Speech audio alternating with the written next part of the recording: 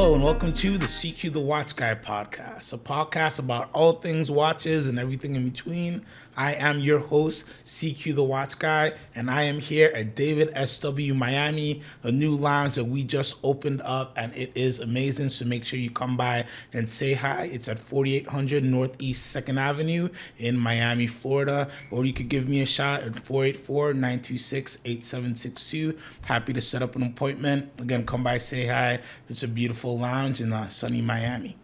Yeah, so hope everybody's having a great summer so far. We're kind of winding down. It's halfway through August, so we still got a few weeks left to enjoy ourselves. The kiddies are going to school a little bit. So as a watch enthusiast, collector, somebody who's been caught by the bug, whatever you want to call yourselves, this is always an interesting time for us, right?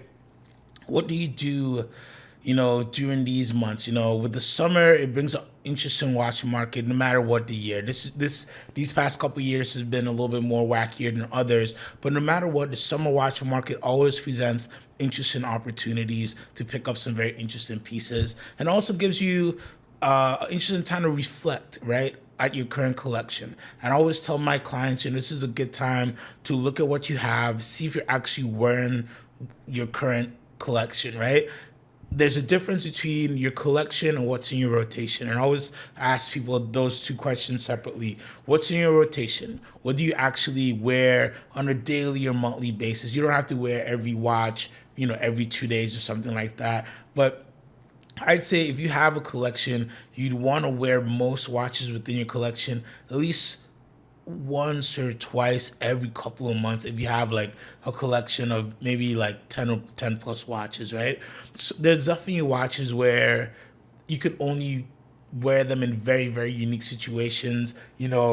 Omega just had those great anniversary releases, and there's a beautiful Pro Prof there. These all have very beautiful, bluish, I don't even know how to explain these blue gradient dials that are beautiful, and there's an interesting Pro Prof in there that I really like, and I've always liked the Pro Prof. But the Pro Prof is one of those watches where I don't know where you really wearing your Pro Prof, right? It's one of those watches that you really got to make a point to wear it. And as somebody from the Caribbean who lives on an island, I could see it being something you wear on a boat, on the way to go into your boat, or just as a fun, I don't know, I'm just chilling on the beach type of watch. But in most other environments, like if I had a Pull Prof on right now, I definitely couldn't button up my dress shirt. You definitely have to have like a specialty shirt made to put a Pull Prof on. There's just many situations where I could wear it. You could wear it in any situation, but it'd definitely be a conversation piece, right? Whereas if I had a Pull Prof out just on the beach or on a boat or something, it kind of fits into that diver-esque atmosphere, that sea going, I'm about to do some industrial diving, industrial welding or something like that. It kind of gets me into that mystique. So something like a Pull Prof, or even like a very,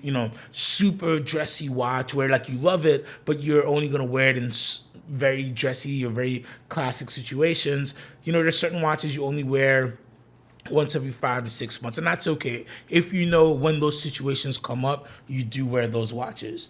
But then there's other watches where you're not wearing them, right? You look at them, you say, oh, I'm going to wear it next time. You choose a watch next to it, to the left. And then, next time a situation comes around, you're like, oh, next time. And you choose a watch to the right of it. And every time it's a lonely little soldier who never gets picked. And maybe it's time to move on from that watch. And it's a great time during the summer, I think, to reflect and kind of realign your goals or your strategies or your theories or what you want really in watch collecting and what's up next. Around this time you see some of the 2023 releases kind of start hitting the market, new and pre-owned, and you could kind of get your hands or your eyes on stuff. At least maybe you can't buy something, but at least you can get something on the wrist. Your friend has something, so you can kind of see, what you want to try to get into your lineup. So a very good time, I think, to reflect and refresh your collection and see what you love. And you might rediscover a piece, right? You might, this is a great time to have another first date with a piece. I always say, put a piece on that you haven't worn in a long time. Maybe put a new strap on. We always forget put a fun shop on. It doesn't have to be a $500 shop. Maybe it's maybe a little bit lower end shop. Maybe something from a maker who just started out where you can get a really great deal on. Put something funky on there that can really reinvigorate the watch and make it something new. Or, maybe it's just time to move on and trade it up or trade it down and just trade it away and let it go to a new home or gift it, right? I always say if you have, a lot of times we hold on to lower end watches, right? Like watches under 1,000, under a couple $1,000, where if we were to sell it or trade it, we're really not going to get a great amount of value, and it's not worth our time per se to go on Chrono or go on eBay or one of these marketplaces to try to sell it. So we say, oh, it's not worth the hassle. I want to get something out of it. I'm not going to get a lot out of it. So I'm just going to keep it in the safe. Gift it to somebody, gift it to somebody in the family who you think, might like watches, or, maybe your intern or whoever. So, gift on that watch bug, that gift the watch addiction forward. And you never know, it might be a very special piece to somebody. It might be the only watch they've ever, and that might be very special to them. Or it might, start somebody on a very interesting journey, or, they might hit you up in 20 years. Like, why did you make me go down this path of watch collecting? I love you and I hate you at the same time, which happens, right? But it's all good things. But anyways, it's a great time to look back at the collection and reflect a little bit. So I did a little bit of reflection on, what I'm looking at. And also, I looked at our website and I wanted to see what are some cool, funky things that we had, or interesting things, I should say, not funky, that we have on the website that I would suggest to people. And I'm going from a perspective of, you have your set lineup, right? You have your diver, you have your dress watch, you have your everyday piece, you have your core pieces, the pieces that that your go-tos that you wear pretty much every day, that you're super happy with, you're satisfied with. And now you're in that phase that we all find ourselves with. What's next? I want to try something new. I don't know. There's really so many things going on. What do I try next, right? And there's so many great watches out there that, it can be an overload sometimes when you go out. It's like looking through a dictionary sometimes, or encyclopedia of where do I start? What word do I look up next? It's kind of like that when it's to watches sometimes. So here are just a few of my picks on the website that I saw that are pretty cool, that I think are pretty cool. And if you're looking to refresh or you just add some spice to your collection, I think these are some interesting brands and models to look at. First, let's start with Gachute Original. I love Gachute Original. Gachute is one of those brands that, for whatever reason, isn't as popular as I think they should be, but you just at a retail level, forget even pre-owned, at a retail level, you get great value. You're getting in-house movements. You're getting great, unique designs. Of course, they're from Gachute, Germany, which is, the home of Lange & Söhne, the home of Nomos, and the home of just watchmaking amazingness, right? Just like Nirvana comes out of there. Just great designs, great watchmaking. And again, at the retail level alone, they price things so well. So when you see them on the pre-owned level, you just get amazing deals no matter what. It doesn't need to be 50% off for you to get a really great deal pound for pound when you're looking just on the watchmaking side. So the piece I wanted to highlight today was a Gachute Original Panoramic Lunar Automatic with the green dial. Stunning green dial, sunburst, you could call it a fume, almost more of a sunburst. I think it doesn't have that super dark black on the outside to call it a full fume. I call it a sunburst. You can call it whatever you want. It's beautiful. And the layout is just that classic Gachute. So you have that big hour and minute sub dial, then you have a smaller sub-second sub dial just below it. On, let's call it 2 o'clock, you have the moon phase, and you have a big date on, let's call it 5 o'clock. Just, separating all the complications, super readable watch, but still very unique, very classy. We have it, it's sold on kind of a brown suede croc strap, but this would look great on, this would look great on a green suede. It will look great on a green matte croc, green shiny croc. You can have so much fun with this watch, and I definitely have 4 or 5 straps going with this, and that would take this watch, and we have it under $9,000. Again, retails around 10,100. In-house movement, moon phase, big date, unique layout, something that nobody else in the office or the watchmeet is going to have on the wrist most likely. And pound for pound, not many, under the price for a Submariner right now, under the price for older generation Submariner right now. So again, there's so many great deals to be found. Just if you're willing to open up your mind a little bit. Yes, it's not everybody in the whole world is gonna know about this watch, but to me that's half the fun, because you're just getting some really, really great watchmaking, and then you look at the movement and you're like, this is what I'm paying for as well. So Gushoot Original Panomatic Looter with the green dial, one of my great picks for today. But as a brand, I think Gushoot is one of those where pretty much anywhere you shoot, you can find something with a unique layout, unique design, great movement, in-house. Finishing is pretty good as well. On the high-end stuff, they do some really cool things, but it's just the price point is really good. New or pre-owned, you're doing really good, and it's always going to be something fun. They do have a diver called the CQ, and I don't know. I don't want to get into the theories and speculation about the naming. I'm just gonna say CQ is an amazing name for a watch. That's all I'll say, and it is a great diver as well. And that's my pick. That's one of my picks for a brand and a model that you should look into if you want to refresh a little bit.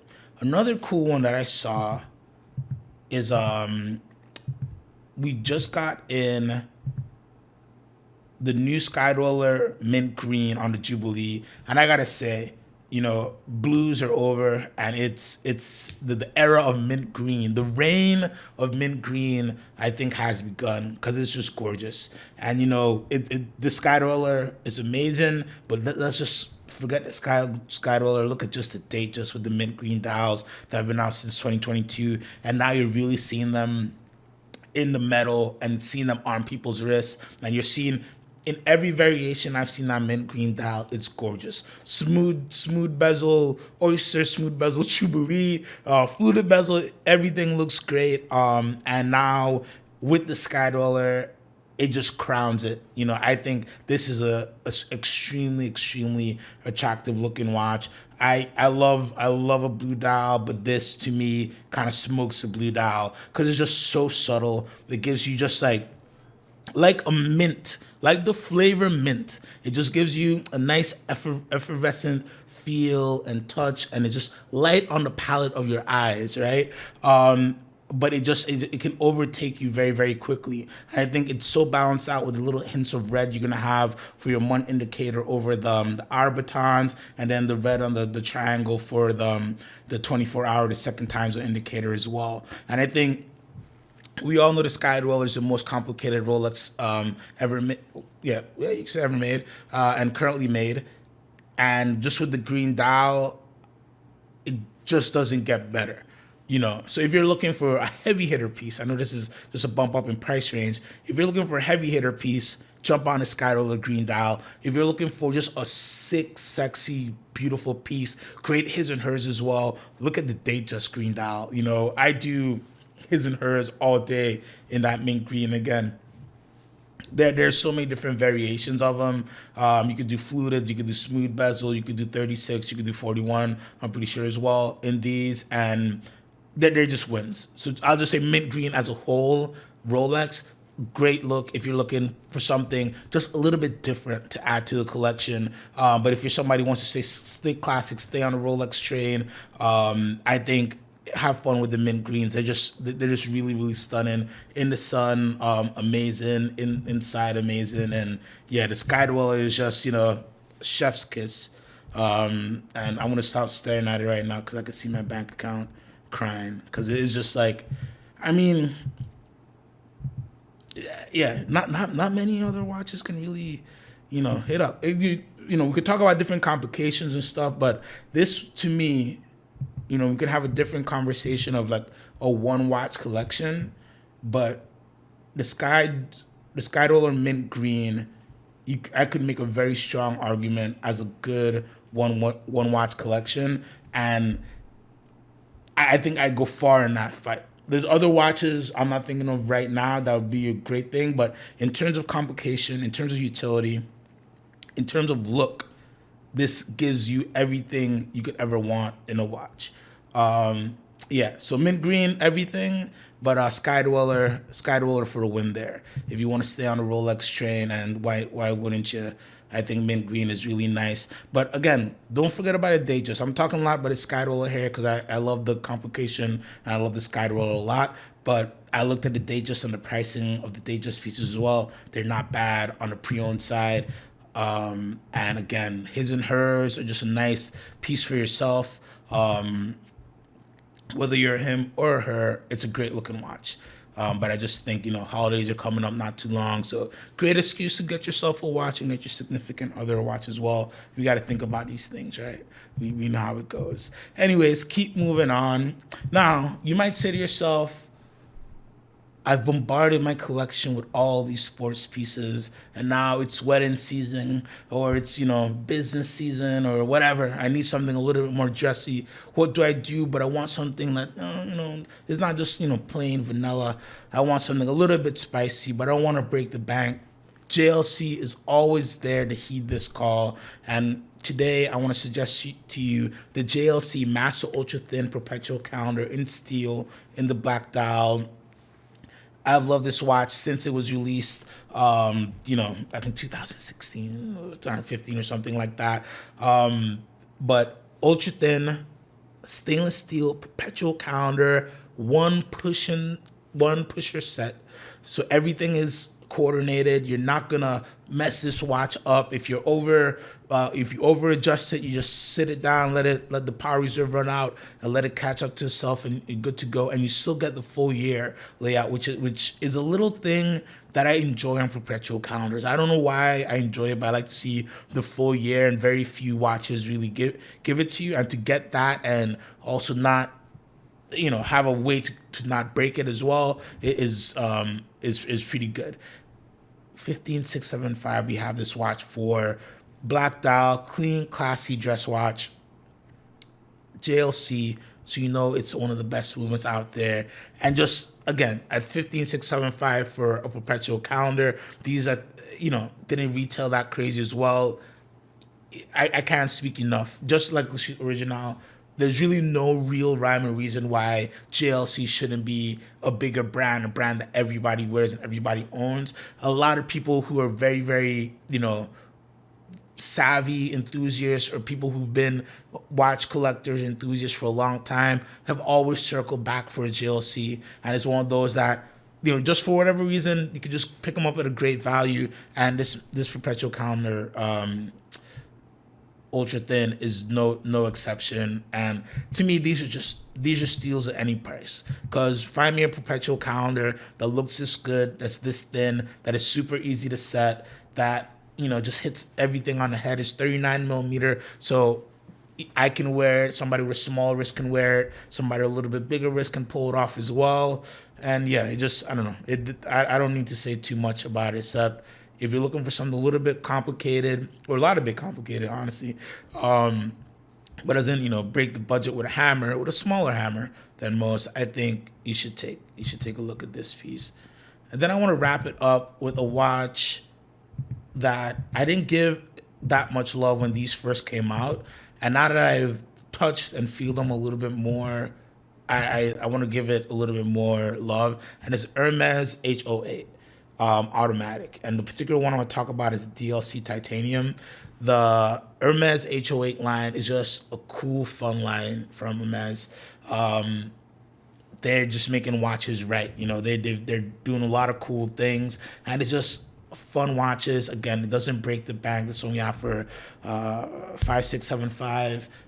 Nice, fun, sporty watch. A little bit different, from a fashion brand, but Hermes being Hermes, everything they do is going to be top notch. Washer movement that they have invested in as well. It's a really good movement side, and just I'm a big fan of unique looking watches that are well done all the way through. And sometimes we see very funky watches from a lot of different brands where all the way through it's not well done, and this one is a really fun watch where you could take off at a watch meetup and everybody be like, oh, this is pretty cool. So Hermes H08, a great watch to look at. And there are many, many different variations that they've come out with that I think would be fun as well.